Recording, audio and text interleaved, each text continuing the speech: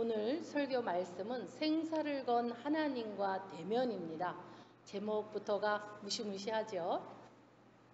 오늘 이 말씀은 창세기 32장은 그 유명한 에서와의 그 야곱이 만나는 그러한 사건입니다. 근데 이 야곱은 너무나 그 에서 형을 만나는 것에 대한 그 공포와 불안이 그의 심리를 아예 덮어버렸습니다. 얼마나 두렵고 무서웠는지 그거는 말로 형용할 수가 없는 그러한 상황이었던 것입니다. 왜냐하면 예서를 형을 만나면 예서 형이 나를 죽일 것이라고 하는 것에 대해서 100% 생각하고 있었기 때문입니다. 그래서 자기의 소유를 형에게 그거를 다 재산을 보내고 하는 일들을 합니다. 그것은 용서와 화해를 위한 선물로 드리는 거죠. 그렇게 하고도 형 에서를 만날 때 어떻게 대처해야 하는지를 그들 종들에게까지 모두 주시해 시켜서 그 모든 만발의 준비를 다 하고 있습니다. 그리고는 이제는 그는 두려움에서 벗어나기 위해서 아무것도 가지지 않은 상황으로까지 가서 형 에서를 만나기 위해서 경계를 풀려고 합니다. 이제 그 두려움에서 벗어나기 위해 아무것도 가지지 않은 그 상황에서 한다라는 이것은 자기의 두려움은 어디에서 오는 것입니까? 내가 나의 뭐를 지키려고 할 때 일어나는 것입니다. 그럴 때 내가 뭘 가지려고 할 때 이럴 때 불안한 마음이 들어오는 것입니다. 근데 우리가 공포가 심하게 되면 모든 것을 다 내려놓는 상황이 되는 것이죠. 내가 내 두려움과 나의 공포스러움과 불안은 내가 내려놓는 데에서 모든 것이 시작되는 것입니다. 그래서 이 야곱은 모든 것을 다 내려놓기 위해서 모든 것을 보내고 끝내는 자기가 가장 사랑하는 자기 자녀와 자기 처를 보내서 혼자서 악복강에 남아있는 상황까지 갑니다. 우리는 여기서 야곱의 빛나는 정신 한 가지를 봐야 되겠습니다. 야곱은 어떤 희생을 감수하더라도 하나님의 약속된 기업, 고향의 그 가나안 땅에 들어가야 하겠다는 그의 그 마음의 각오가 필사적인 각오를 하고 있다는 것입니다. 자기가 그렇게 취하고자 했던 축복권과 그 많은 자녀와 재물과 삼촌과의 싸움으로 이루어진 많은 재물들과 했던 것들, 그것에서 도망까지 쳐서 나온 이러한 야곱입니다. 근데 야곱은 결단코 그 가나안 땅에 가야만 하는 것입니다. 그는 하나님을 향한 그 진념만큼은 우리가 배워야 한다라는 것입니다. 그것이 야곱을 빛나게 하는 것입니다. 그에게는 가나안 밖에는 아무리 풍요한 생활을 누린다 하더라도 가나안 생활만이 못하다라는 것입니다. 그는 자기가 누리고 있는 지금 살고 있는 모든 삼촌과 함께 살고 있는 모든 것들이 풍족합니다. 그 라반의 삼촌이 질투하여서 그의 재물을 뺏고자 그를 죽이려고 할 정도로 그는 부한자입니다. 베델에서 하나님을 만났습니다. 천사가 하늘문을 열고 오르락 내리락 하는 그 하나님의 계시를 받은 자입니다. 그렇다면 성도 여러분, 여러분들은 예수 그리스도의 십자가의 보혈로 인해서 계시를 받은 자들입니다. 여러분들이 지금 가지려고 하는 것이 하늘나라의 것을 갖고자 하는 것인가, 아니면 세상의 것을 가지려고 지금 하고 있는가, 여기에 따라서 모든 것은 달라집니다. 여러분들이 추구하고 있는 것은 무엇입니까? 하나님의 것을 갖기를 원합니까? 하나님의 기업을 갖기를 원하십니까? 하나님의 땅을 갖고 싶습니까?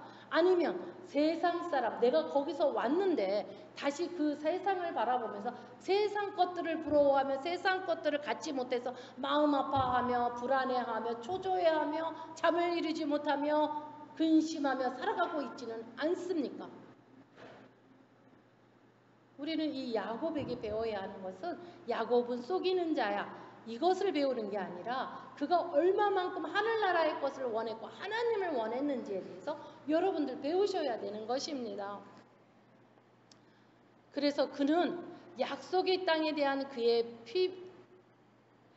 약속의 땅에 대한 그의 피 어린 그 진념, 아주 죽기를 각오하는 그 진념, 이것은 아브라함과 이삭에게도 발견되는 것으로서 훗날 히브리인들에게서는 여호와 신앙과 더불어 선민으로서의 민족적 단합을 형성하는 데 주어지는 정신적인 동기가 되는 것입니다.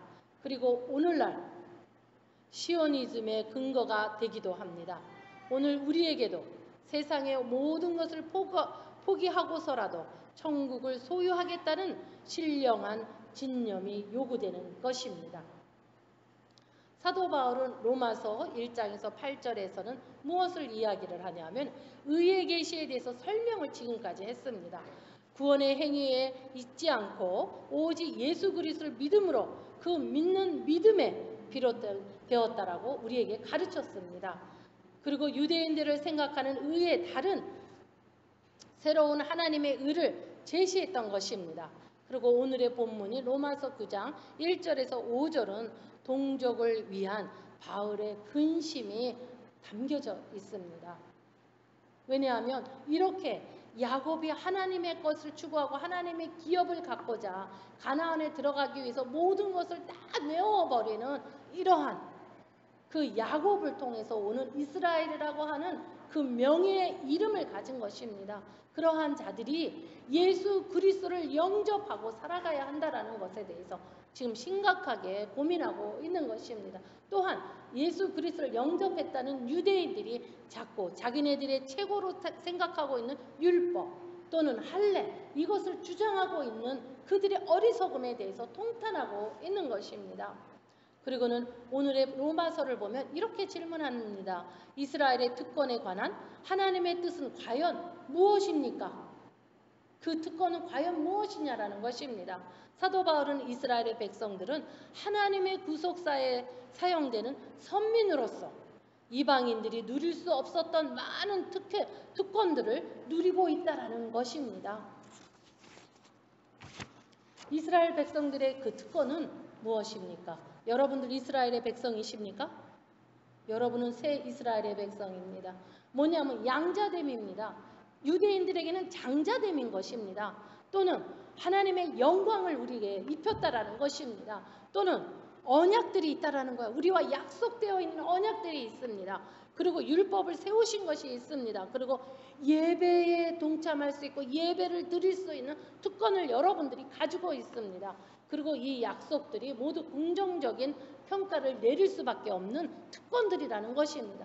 여러분들이 이러한 특권을 소유한 자라는 것을 명심해야 되는 것입니다. 근데 이러한 특권을 잃어버렸을 때에는 여러분들이 누구인지를 모르고 살아가는, 그래서 내가 새하늘과 새 땅에 살아가는 자가 아니라 다시 그 옛사람의 모습으로 다시 돌아가서 내가 세상 사람인 것처럼 살아가는 어리석은 크리스천으로 살아가는 이러한 일들을, 오류를 범하게 되는 것입니다.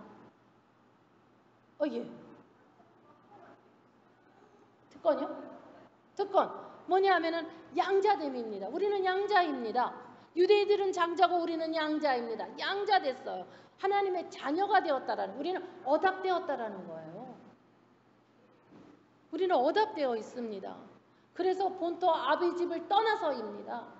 양자되었어요. 누구에게? 하나님에게 양자되었어요. 예수 그리스도의 포도나무라고 하는 그 나무의 가지가 되었던 것입니다. 양자됨과 하나님의 영광을 여러분들 입었습니다. 왜? 성령이 여러분과 함께 하시기 때문에.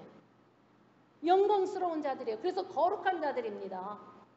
또 언약들이 있습니다. 지금까지 약속된 모든 언약들을 우리는 가지고 있어요. 하나님과 약속되어 있는 언약들이 있습니다.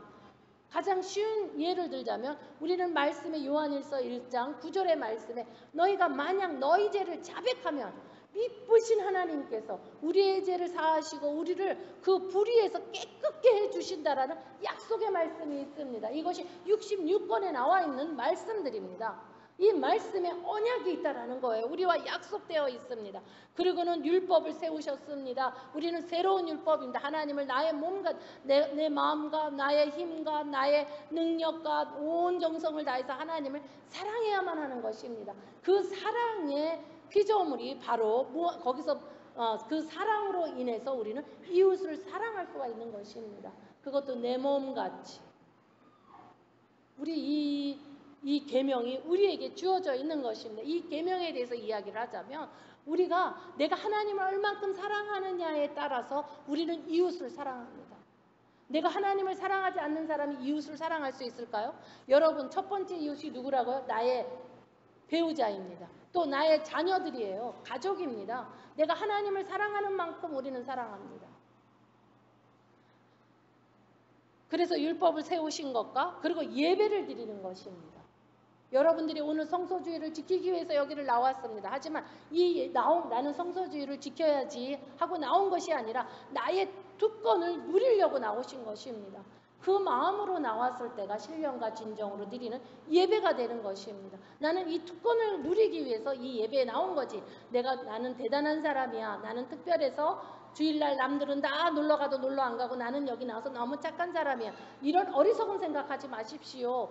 그러한 반류가 아닙니다. 그거를 뛰어넘는 너무나 하나님의 그 영광과 하나님이 주시는 양자 되심과 이 모든 특권 속에서 여러분들이 오늘 이 시간에 누리고 있는 것입니다. 괴로움이 아닙니다. 누리는 것입니다. 근데 예배 자체를 괴로움으로 가져가기 때문에 삶 자체가 괴로운 것입니다. 이것이 바로 특권인 것입니다. 어떻게 충분히 설명이 됐습니까? 여러분들은 이 특권을 가지고 있는 자들입니다. 그렇기 때문에 하나님의 영광이 있기 때문에 여러분들이 모든 이 말과 언행에는 조심해야 하는 것입니다. 그래서 우리는 고운 말을 사용해야 합니다. 고운 행동들을 하셔야 됩니다. 선한 행동들을 하셔야 합니다. 그리고 너그러워지셔야 돼요. 왜냐하면 누리는 자들은 여유가 있어요. 맞습니까? 여유롭기 때문에 누리는 자들인 것입니다. 매일 무언가 쫓기는 것이 바쁩니다. 초조합니다. 불안합니다. 하는 이러한 사람들은 누리는 삶이 아니라 자기가 쫓아다니는 삶으로 하기 때문에 어쩔 수 없이 하는 것처럼 인생을 산다라는 것입니다. 어떻습니까? 성도 여러분, 하루를 살면서 오늘 이 성수주일, 이 거룩한 이 예배에 나온 것이 특권이라고 생각하는 것과 내가 어쩔 수 없이 나온다고 생각하는 것은 인생의 초점이 완전히 달라지는 거 여러분들 느끼십니까? 그래서 이러한 약속들이 우리에게 특권으로 이스라엘 백성으로서의 특권들을 가지고 있다는 것입니다. 그래서 더불어 예수 그리스도께서는 이스라엘의 육적인 혈통을 통해 났다라는 영광된 사실과 이스라엘인들을 격려하고 있는 것이 로마서에서 이야기하고 있는 것입니다. 다시 말하면 사도 바울은 이스라엘의 민족이 갖는 여러 특권들을 진정한 성취가 예수 그리스도의 안에 있다라는 것입니다. 그래서 우리가 이 특권을 받은 우리들인 것입니다. 이방인이었던 우리들이 이제는 이스라엘이라고 하는 그러한 민족으로 하나님의 백성으로 양자되어 있는 자들인 것입니다. 그래서 그 모든 특권을 우리가 누리고 살아가는 것입니다. 여러분들, 우리가 누린다는 생각을 못하고 살아가는 사람들은 당연히 세상을 쫓아갈 수밖에 없습니다. 그 세상에서 자유를 얻어놓고는 다시 그 세상의 종노릇이 되고 싶어서 몸부림을 칩니다. 그 세상이라는 세상 속에 들어가지 못해서 어찌할 줄을 모르고 살아가는 크리스찬들을 바라볼 때마다 안타깝습니다. 아마 사도 바울이 이것을 안타까워했을 것입니다. 예수 그리스도 안에 있는 그 특권을 모르고 유대인들이 예수 그리스도를 영접해놓고도 율법이나 할례를 주장하며 자기네들이 우월감에 빠져있는 그들의 그 사상에 통탄하고 있었을 것입니다. 지금 현재 크리스찬들도 마찬가지라고 저는 생각합니다. 우리가 받은 그 특권, 내가 무엇을 받았는지도 모르고 살아가는 그러한 맹인이 되어버린 어리석은 영적인 장님이 되어서 사는 그러한 크리스찬이 된다면 그것처럼 억울하고 허망한 것이 어디 있겠습니까? 좋은 목자교회 성도 여러분, 여러분들 오늘 눈을 크게 뜨십시오. 여러분들은 누리는 자입니다. 괴로운 자들이 아닙니다. 예수를 믿는 게 괴로움으로 생각하는 사람들이 상당히 많이 있습니다. 아닙니다. 좋은 목자교회 성도 여러분, 여러분들은 누리는 삶입니다. 우리가 누리느냐 아니면 내가 종처럼 살아가느냐, 이거는 여러분들의 생각에 달려 있습니다. 마음가짐에 달려 있습니다. 그렇기 때문에 이 모든 특권은 예수 그리스도 안에 있다라고 이야기하는 것입니다. 그러므로 예수 그리스도를 믿고 영접한 그리스도인들에게 베풀어지는 은혜가 바로 특권인 것입니다.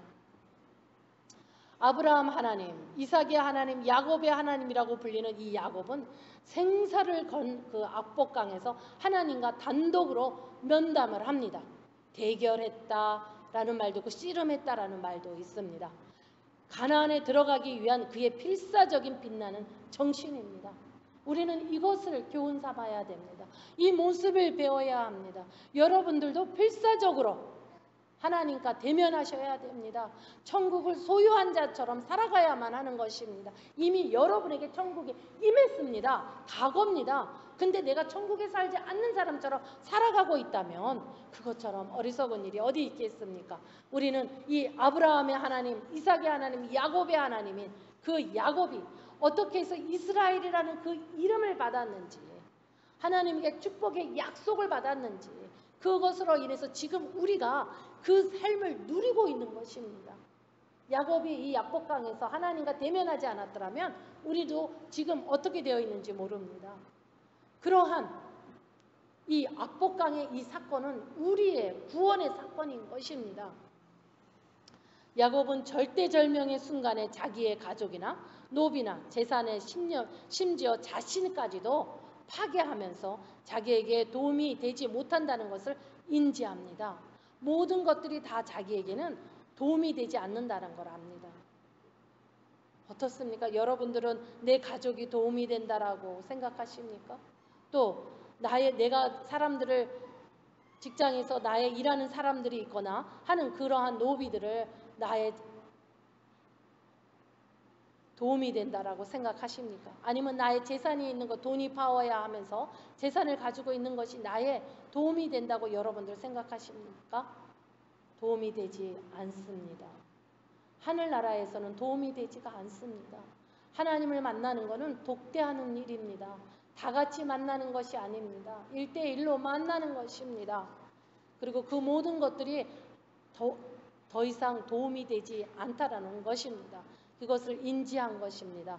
그리고는 그는 최후의 결전에 임하게 됩니다. 그는 한밤중에 압복강에서 하나님과 단독 면담을 합니다. 이 시간은 생과 사를 가늠하는 초긴장된 시간이었습니다. 또한 자기의 무가치함을 발견하는 바른 자와의 정리별할 수 있는 시간이기도 한 것입니다. 그의 기도는 언제나 처음에는 자신만만하게 시작합니다.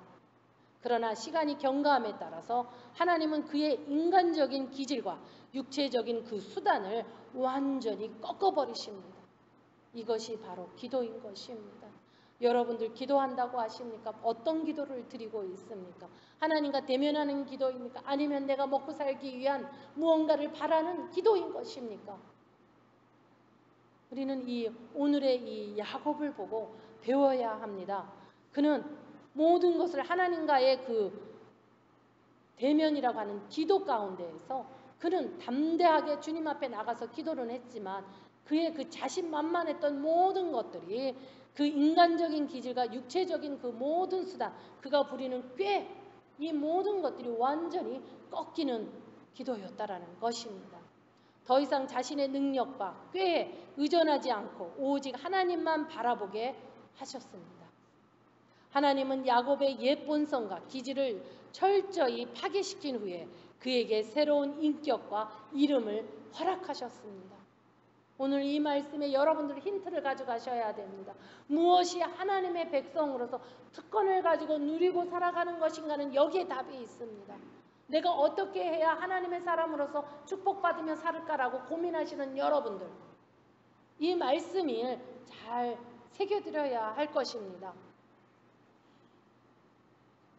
몸에 늘 하나님의 주권을 인정하고 은혜를 기억나게 하는 상처를 남겨주셨습니다.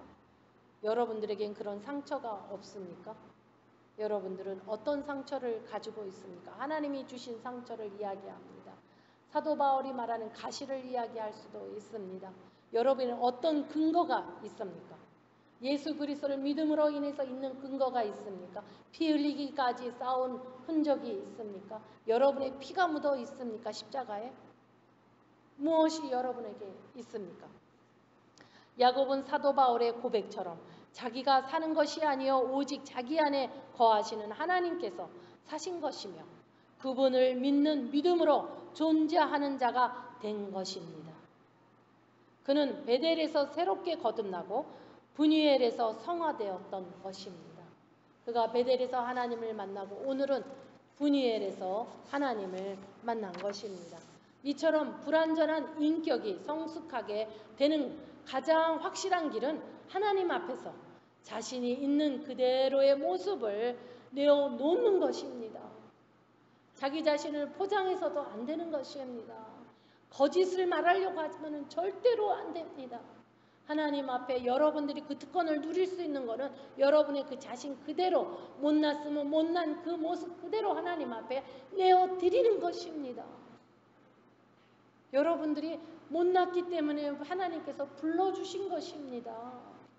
여러분들이 선하고 의롭고 아주 괜찮은 사람이라서 불러주신 것이 아니라는 것을 아셔야 합니다. 불안과 공포 속에서 떨던 야곱이 이스라엘이라는 이름을 얻은 이 과정은 하나님과의 단독 면담에 있었던 것입니다. 여러분들, 하나님께 인정받는 자들 되고 싶습니까? 죽도록 충성하십시오.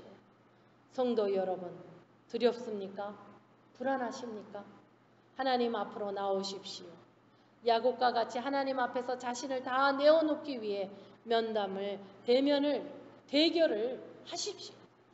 야곱은 절대절명의 순간에 자기의 가족과 노비와 재산, 심지어 자기 자신과 잔꾀마저도 자기의 도움이 되지 않는다는 것을 인지했습니다. 성도 여러분도 야곱과 함께 예수 그리스도 안에 있음을 인지하십시오. 우리는 할 수 있습니다. 왜냐하면 우리는 하나님의 자녀라는 특권을 소유했기 때문인 것입니다. 이스라엘 백성의 특권은 양자됨과 영광과 언약들과 율법을 세우신 것과 예배와 이 모든 약속들이 오직 예수 그리스도의 안에 있다라는 것입니다. 묵상하겠습니다.